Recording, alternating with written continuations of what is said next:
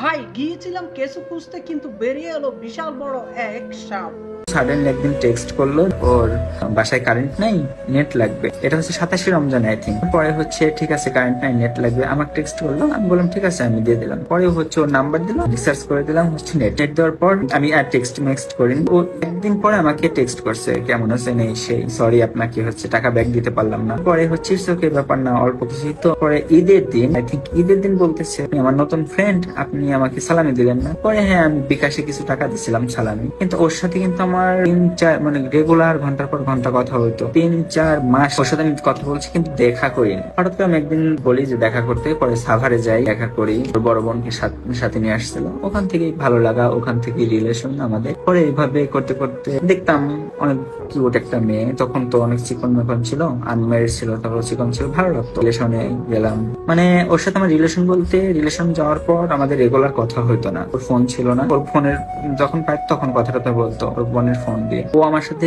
যখন টাকা লাগতো, যখন কোনো কিছু প্রয়োজন হতো, তখন আমার সাথে রেগুলার কথা বলতো, আমার এটা লাগবে সেটা লাগবে। ও এমনও করছে অ্যাড্রেস দিয়ে ও হচ্ছে অর্ডার দিয়ে দিচ্ছে অনলাইনে। ওর সাথে আমার দেখা হতো যতবার, জাস্ট শপিং এর জন্য দেখা হতো আর ঘোরার জন্য, আর কোনো কাজ ছিল না। আমার সাথে দেখা মানে শপিং করা, এমন টাইপের ছিল। ওর একটাই ভালো লাগতো, ও শপিং করে দিল সব ঠিক। ওর সাথে যত ঝগড়া হোক যাই হোক, মানে শপিং মানে সব ঠিক। পরে হচ্ছে এমন করতে করতে অনেক দিনই হয়ে যায়। পরে ও ফোন কিনে, ফোন কেনার পর হচ্ছে আমি কিছু কন্ট্রিবিউট করি, কিছু বলতে 50-50। ও 3টা ফোন নিয়েছে, 3টা ফোনের মধ্যে আমি ইনভেস্ট করছি, কি বলবো। আর রেগুলার তো টাকা, রেগুলার শপিং, রেগুলার টাকা, রেগুলার শপিং, আমাদের রিলেশন মানেই শপিং ছিল। এভাবে করে আমি তো জানতাম ওর কোনো ফ্রেন্ড নাই, কেউ নাই, বলতো আমার কেউ নাই, ফ্রেন্ড নাই। আমার একটা ফ্রেন্ড হয়েছে, তখন আমি শুনি মিমের কথা, যে হ্যাঁ মিম নামে ওর একটা ফ্রেন্ড হয়েছে। তো মিমকে শুনলাম যে হচ্ছে ওর এমন সোশ্যাল মিডিয়া অ্যাক্টিভ, আর ওরও খুব ইচ্ছা ছিল সোশ্যাল মিডিয়ায় কাজ করার। আর আপনারা বলতে পারেন যে আমি কখনো ফোন টোন চেক করছি না, ওর ফোন, ও আমার সাথে মেসেঞ্জারে কথা বলতো না, ও আমার সাথে স্ন্যাপচ্যাটে কথা বলতো। ও বলতো আমি মেসেঞ্জার ইউজ করো না, এই সেই। তো পরে কি করবো, ও আমার সাথে স্ন্যাপচ্যাটে কথা বলতো, ঠিক আছে স্ন্যাপচ্যাটই ওকে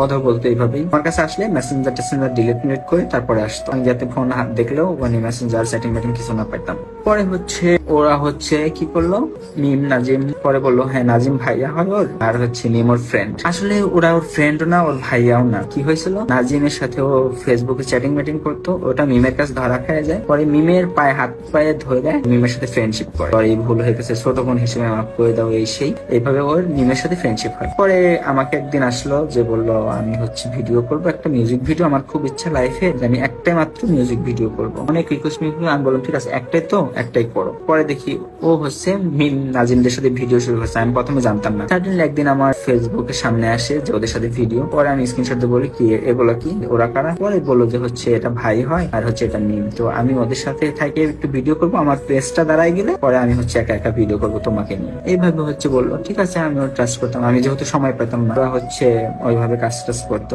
কিন্তু এখানে ওর ফ্যামিলি সহ আমার সাথে মিথ্যা বলছে। ও যে রেগুলার দিনের পর দিন, এটা আমি সেপ্টেম্বর অক্টোবরের কথা বলতেছি, দিনের পর দিন হচ্ছে মিমের বাসায় যে করে থাকতো, এটা আমি জানতাম না। আমি যদি ওদের বাসায় থাকলে আমার সাথে খুব কম কথা বলতো, মাঝে মাঝে টেক্সট বলতো, কল দিলে কল হচ্ছে রিসিভ করতো না। আমি যদি ওর বড় বোনকে কল দিতাম, তখন হচ্ছে ওর বড় বোন হচ্ছে বলতো হচ্ছে ও ঘুমাচ্ছে, ও অসুস্থ।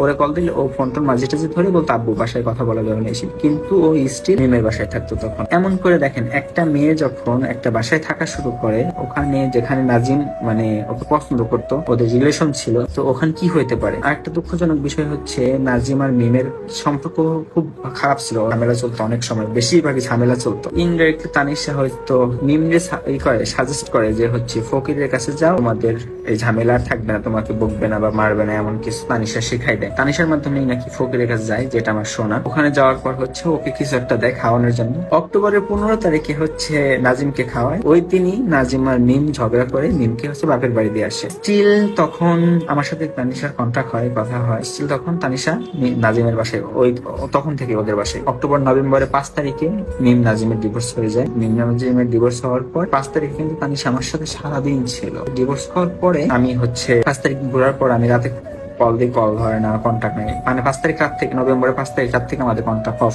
একদম কন্ট্যাক্ট অফ হওয়ার পর আমি খুঁজে পাচ্ছি না। ওর বোনডে কল দেই, বলে হচ্ছে বাসায় ঝামেলা চলতেছে। ওর আম্মুর সাথে কথা বলি, মানে এক একজন এক এক ধরনের কথা বলতো আমাকে, কেউ হচ্ছে সঠিক ইনফরমেশন দিচ্ছিল না। এমন করে করে করে করে নভেম্বরে ওর আম্মু আমাকে ফোন দিয়ে বলে তোমার সাথে কিছু ইম্পর্টেন্ট কথা আছে, তুমি দেখা করো। 19 নভেম্বর হচ্ছে যাই প্রান্তিক গেট জাহাঙ্গীরনগর ইউনিভার্সিটি, ওখানে দেখা করবে তানিশার আম্মুর সাথে। পরে ওর সাথে দেখা করার পর ওর আম্মু ফোন দিয়ে আর ফোন ধরে না, দেখা করে না, দেখা করে না, দেখা করে না। পরে হচ্ছে আমি ভাবলাম তাহলে হয়তো নাজিমদের সাথে যেহেতু কথা টথা বলতো, তাহলে হচ্ছে হয়তো নাজিম ওর অ্যাড্রেস জানতে পারে কই আছে। তো আমি নাজিমের সাথে দেখা করি। পরদিন হচ্ছে 19 নভেম্বর ওর সাথে দেখা করি। ওর কাছে আমি সবকিছু খুলে বলি, ওর সাথে আমার রিলেশনের বিষয়ে, ওর সাথে আমার সবকিছু খুলে বলি। নাজিমের চোখ টুক তো লাল হয়ে যায়, ও তো বিশ্বাসই করে না যে আমার সাথে রিলেশন ছিল, ও তো কখনো শেয়ার করে নাই। নাজিমদের সামনে স্টিল নিজের হচ্ছে সিঙ্গেল দাবি করতো। এই জন্য আবার নাজিমের এক ফ্রেন্ডের সাথেও রিলেশন করছে, যাতে হচ্ছে মিম সন্দেহ না করে নাজিমের ফ্রেন্ডের সাথে ও রিলেশন করছে। রিলেশন করতে হবে। আমি